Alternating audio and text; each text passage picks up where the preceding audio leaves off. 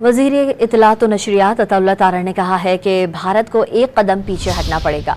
पाक भारत कशीदगी कम होना खित्ते और सबके मफाद में है। अपने एक बयान में कहा कि पानी रोकने या रुख मोड़ने की कोशिश से पूरी कुव्वत से निपटा जाएगा। अपने पानी के हक के दिफा के लिए तमाम ऑप्शंस मौजूद हैं। मुसद्दिका रिपोर्ट्स थीं, लेकिन भारत में हमले की हिम्मत नहीं हुई। कोई जाहरियत हुई तो मुकम्मल तौर पर तैयार हैं। हमारा जवाब इनकी नस्लों को याद रहेगा। वज़ीर इत्तलात और नशरियात अताउल्लाह तारा ने कहा है कि भारत को एक कदम पीछे हटना पड़ेगा।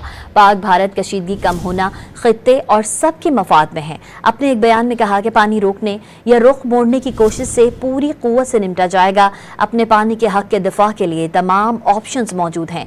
मुसद्दिका रिपोर्ट्स थीं, लेकिन भारत में हमले की हिम्मत नहीं हुई। कोई जाहरियत हुई तो मुकम्मल तौर पर तैयार हैं। हमारा जवाब इनकी नस्लों को याद रहेगा।